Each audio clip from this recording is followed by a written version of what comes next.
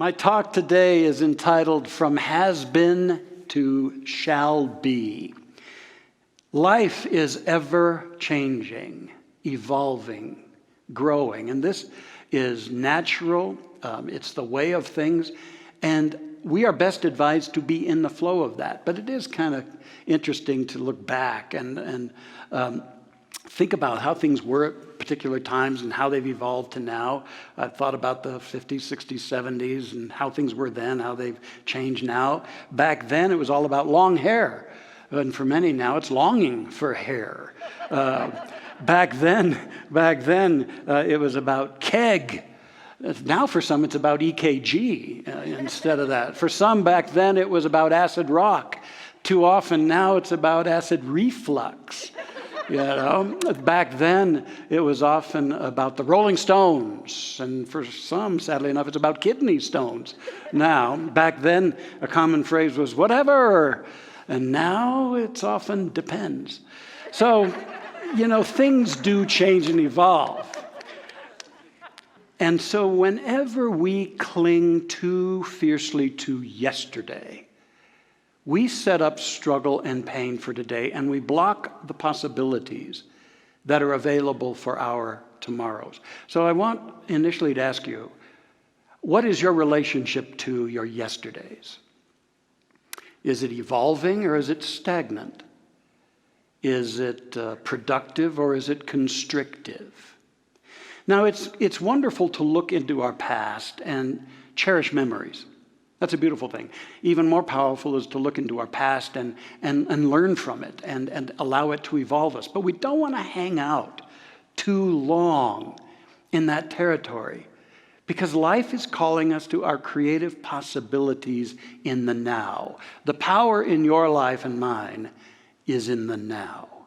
The now. Now, I want to share a couple of traps that we can fall into in terms of our relationship with the past. Traps of the past. The first one is what I call pineovers. Pineovers. And this is pining for a past that is over. It's over. Now, we all know people who, on various and almost any occasion, or when asked how they are, will revert back into their past. And I guess that's okay. But we're apt to hear things like, oh, it was so wonderful, it was so beautiful. Oh, for the good old days. You ever heard that? Well, here's the truth about that. The good old days weren't all that good. They weren't all that good. Whatever the good old days ever were, they had their own problems, their own challenges. And they also had their own opportunities and their own beauties. And my sense is that the very people who are pining over the good old days, when they were in those good old days, were wishing for days before that, for former days. Because that's a tendency I invite us to look at, the tendency to romanticize the past and villainize the present, or to condemn the present. And you know, it concerned me a little that we fell into that last year. How many times did we see on social media, or maybe even speak ourselves, how terrible 2020 was. It's like we trashed it continually. And New Year's comes along and we celebrate. Thank God that year is over. But you know, if you're a student of this teaching, what you know is that how you are, what you create yourself to be in relationship to what's going on, has everything to do with what that does for you and how much of a benefit or a detraction you are to what's going on. It was a difficult year, to be sure. And yet to make it wrong can shut us down. We and many of us exercise the capacity to wrap our arms around those who were afflicted, those who experienced loss of family, jobs, whatever the case. And we also have the opportunity to look at what is here for us. What's the gift here? How can we use this well? How can we use this well? Rather than trashing what was. It's an interesting phenomenon to default consistently to complaint. Because that's, in a way, agreeing with, if your lifestyle is constant complaint, it's agreeing with a low-level misery. It's just settling for a low-level misery in life and holding on to an idealized, glamorized sense of the past. And thus what that does is it ceases to make us powerful in the moment. And it allows us to avoid being a beneficial presence in the now. Pining over, wishing it were different or better, rather than embracing our capacities and possibilities in the now. Pining over what was, rather than creating what could be. A trap of the past. The second trap, the other trap, after pine-overs is do-overs. And that is consistently wishing we could go back and do it differently. Do it differently. And I tell you, what a trap that is. Now, I tell you, the only instance where do-overs is great is in golf. And I don't know what my game would be like if I didn't have an abundant array of mulligans. But here's the deal, there are no mulligans in the rest of life. The past, we ought to observe its name and let it be past. It's a treasure trove of insights, lessons, nice memories, and yet it's past. But there's a different thing when we're holding regret around the past.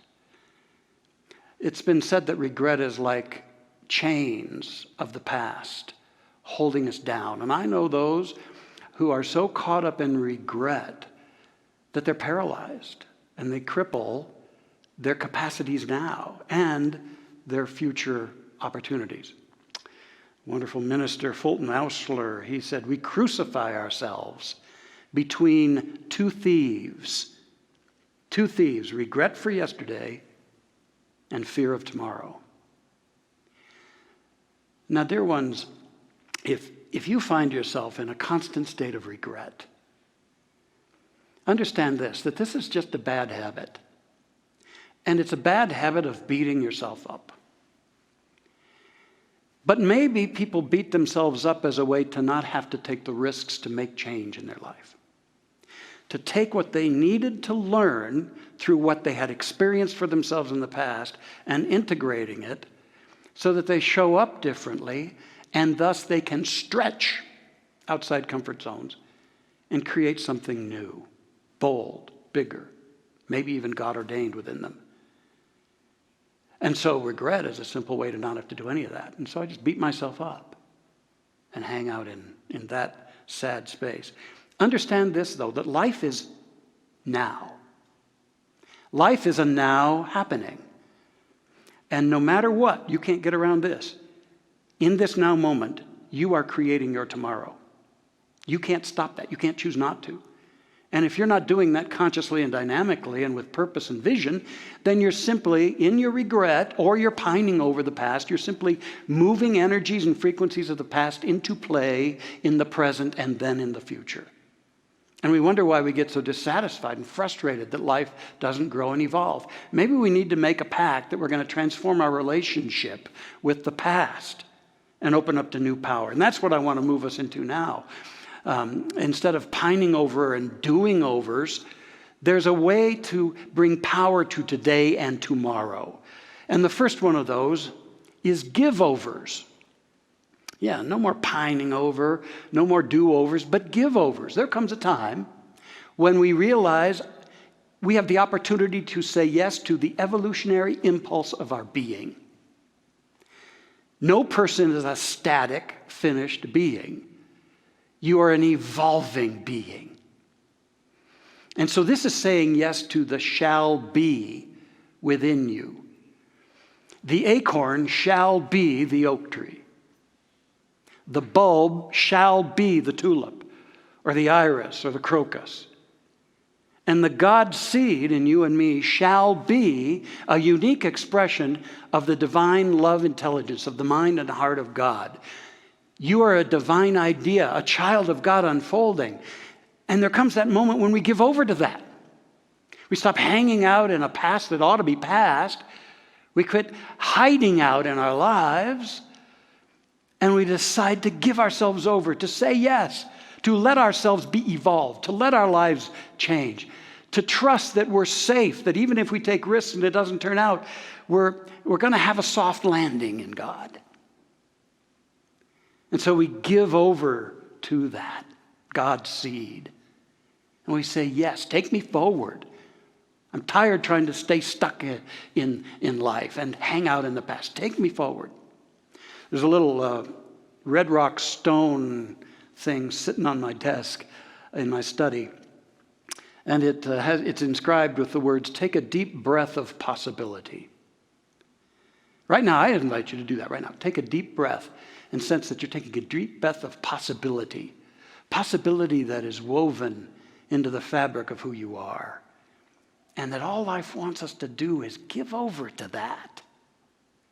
I've had to do that in the nearly 2 years since my retirement, or what I've always called my rewirement.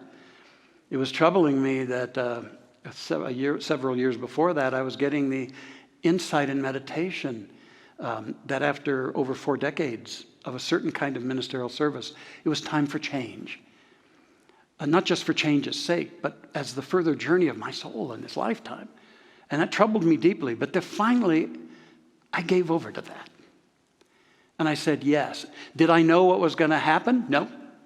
When you give over, there are no guarantees. There's no roadmap that guarantees how things will be. But you know you got to agree with and stop fighting that which wants to be in you. And that's what I did. And for the first year, it was kind of going fallow. You know, I decompressed, did some grieving, explored things in life.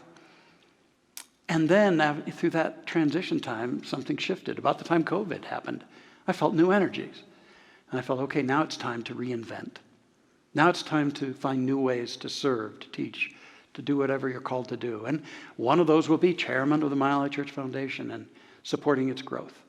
And where that will continue to grow, I don't know, but I want to stay a yes to that. And if you want power for today and tomorrow, give over to a you that's bigger than you may consciously know. Give over to that shall be within you and say, all right, lead, kindly light, as it says in the Bible, lead thou me on. I'm ready to take my foot off the brake. I'm ready to let God have its way with me. Giveovers, far more powerful than pine-overs or do-overs. And then the second one is makeovers. Now, this isn't a superficial makeover, but there are times when it behooves us to take inventory of the lessons of the past that we might be able to shed the masquerades that we wear in this lifetime. Here we are, created in the image and after the nature and likeness of God, and we masquerade as victims. We masquerade as weak. We tell ourselves that we're not creative, we're not attractive, we can't change this, we can't change that. And we live a lie all too often. It's time for a spiritual makeover, wherein we glean the lessons we set up for ourselves and life generously offers us on our journey, and we integrate those, but then we also explore, who am I when I stand in God's idea of me? What might be in that God seed? And how can I start showing up in a whole new way, showing up as a being of heart, showing up as a being of light, showing up as one who knows that no matter what's going on around me or in my life, I'm a creative opening for life. I participate in the creative intelligence and mind of God, and I can be the avenue through which revelation occurs, new understanding occurs, and I show up in compassion for the world. I don't speak badly about myself. Forget the beating up stuff. But I have the courage to change and to transform. To let go of the excuses and the alibis and the holdbacks. And to do a makeover that agrees with the light and the power of God in me. In Romans, in the Bible, it says, creation waits with eager longing for the revealing of the sons and daughters of God. It's like all of creation is saying, when are you going to show up as the magnificent gods in miniature you're created to be? Not a bunch of power-hungry, greedy, insensitive, closed-hearted people just doing whatever you want to do for your own sake. It's like creation is saying, step forth as beings of light. You are a luminous light being, here to be a co-creator with God, not a victim or a dominator. a makeover. I know a lady, I love her dearly, she's a dear friend, built up a big thing in her life, and then it all came crashing down. And a lot of people lost a lot of money. And advisors around her said, well, just declare bankruptcy, and then maybe you can start a new life. And she said, I will not. The same power that allowed me to create what I did will allow me to recreate it, and I will pay back. I'll make restitution. And she had a time of healing and transition, and she took over those lessons, and she learned what she needed to from that, and she stepped into a greater expression of her being. And by golly, this wonderful lady has recreated an even higher and greater thing than she had before, and repaid everything. And so life offers the opportunity to show up more and more truly according to that which we are. That's the spiritual makeover. So there's a give-over when we say yes, and then we start shaping ourselves to be transparent to the light of the divine truth within us. And then that leads us to the third one that's a key to today and tomorrow, and that's the takeover. Yeah, we give over, we make over, and then there's the takeover. Probably one of the greatest operatic tenors ever, Enrico Caruso, before an epic big performance, he was seen walking around backstage muttering to himself, little me move over, big me take over. That's what we get to do after giving over to this life, having remade ourselves and stepping out of all the lies we live. We get to say to life, take over. Let's go. Let's go for it.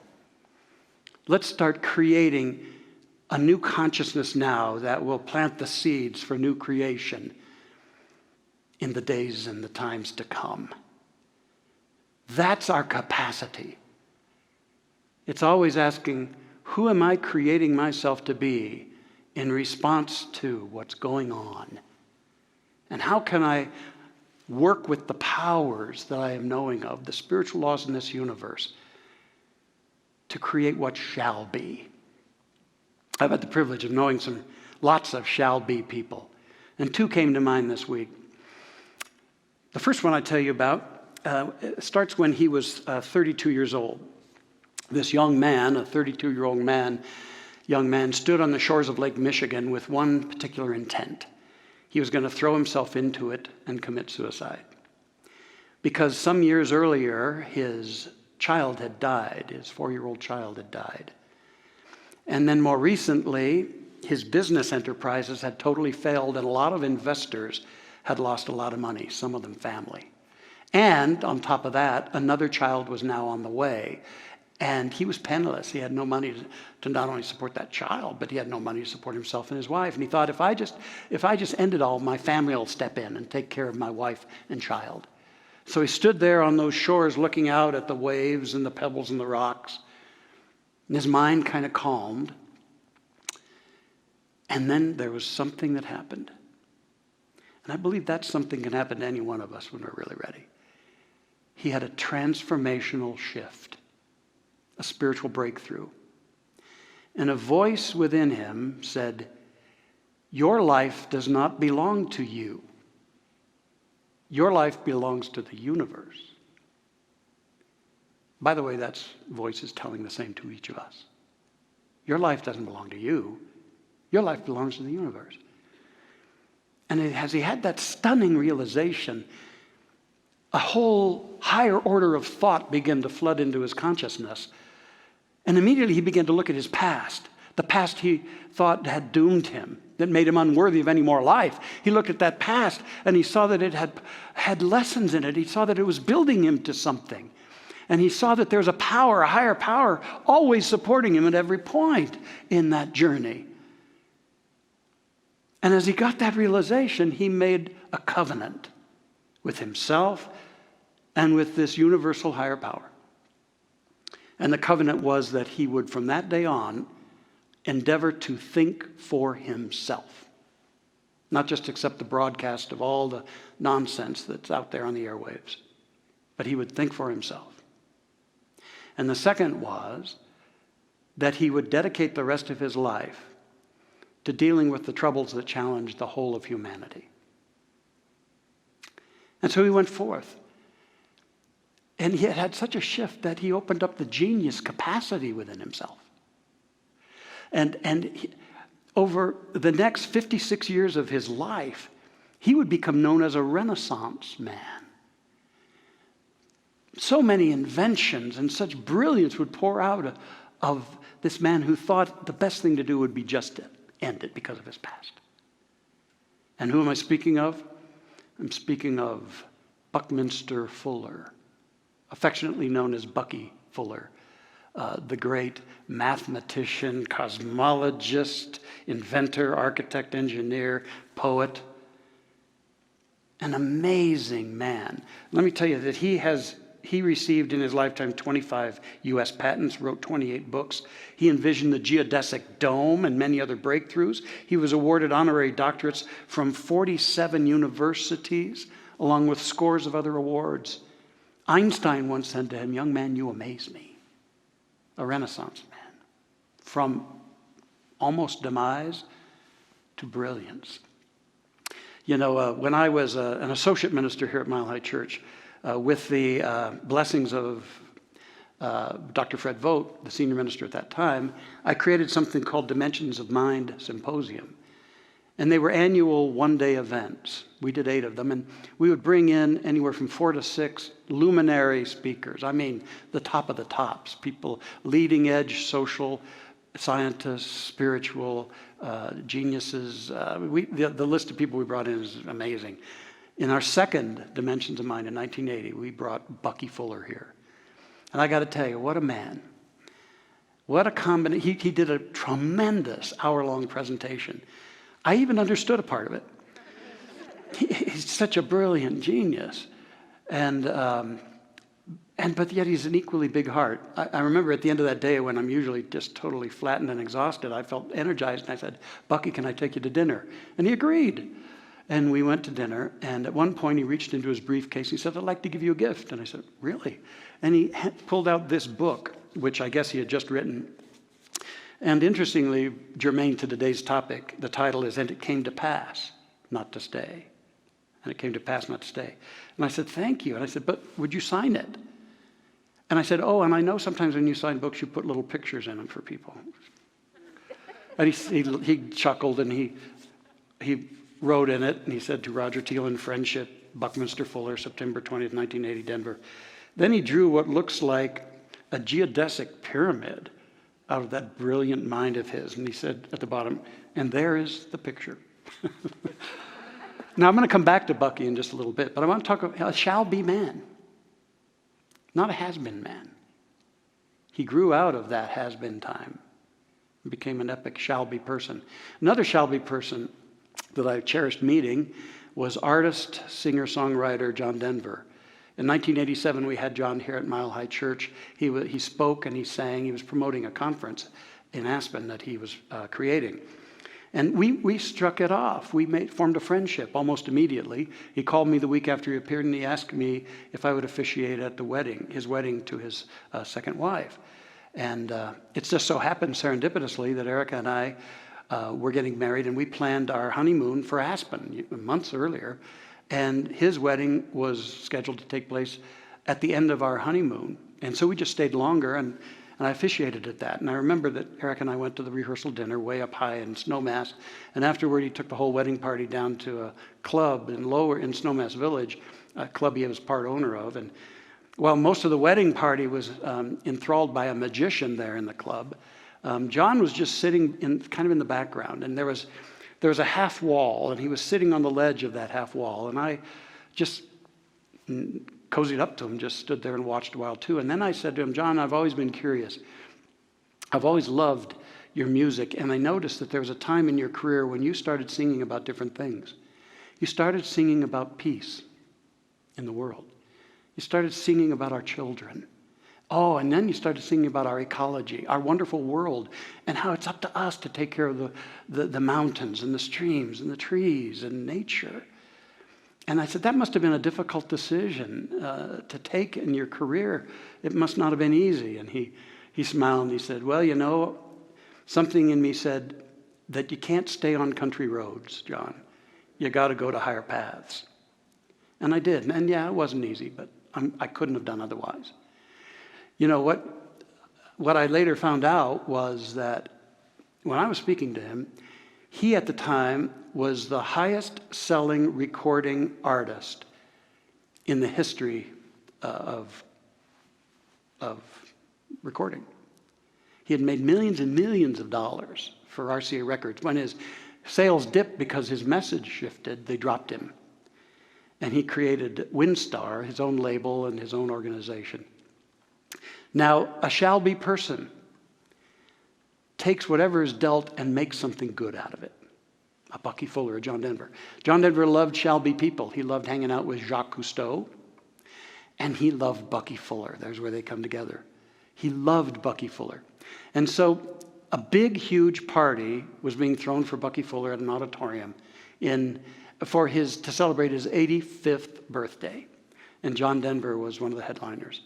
And when it became his turn, he said, as a toast to Bucky Fuller, as a toast, I want to sing you a song that I wrote about him. It'll be on a future album. And so he started singing this song, and he began repeating the chorus, and the teary-eyed audience, very moved audience, started joining in singing the chorus. And I want you to hear the lyrics, because they talk about what a shall-be person is. What one man can do is dream. What one man can do is love. What one man can do is change the world and make it new again. Here you see what one man can do. And when he was done with that, he put his guitar down, went down the steps, kissed Bucky Fuller's bald head, and held him by the back of his neck and whispered, "I love you, Bucky." As I recount that, I realize that is an ode to shall-be people. They're the people who know that if you dream, and if you love, and if you're intent on using all that you are and all that you have to change the world, that's what one person can do. Any person can do. So today, I'm inviting you to release a dysfunctional past, if it's trapped you, chained you. And instead, I'm inviting you to give over to God's impulse within you. I'm inviting you to allow the shifting and changing and the remaking of you so that you are absolutely expressing the light and the truth and the magnificence of your spirit. And then you can say, take over life. Take me forward. I'm here as an instrument, as a vehicle for that greater idea to unfold by means of me. And in closing, I want to reprise those lyrics to include us all. What we all can do is dream. What we all can do, no matter what's going on, is love.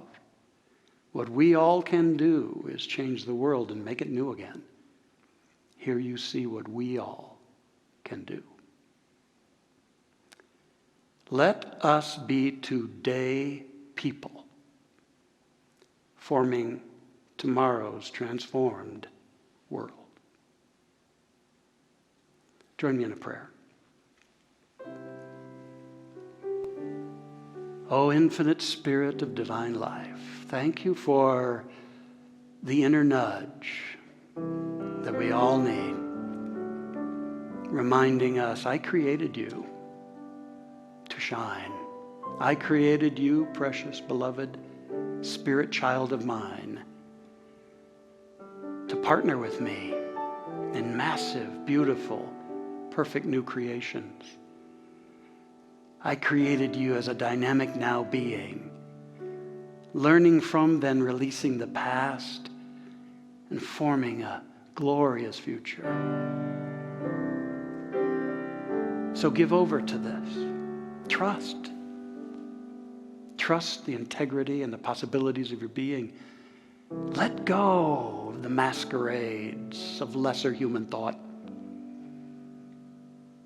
Accept your spiritual makeover, made in the image and after the nature of my light and my love, and together, let's take over.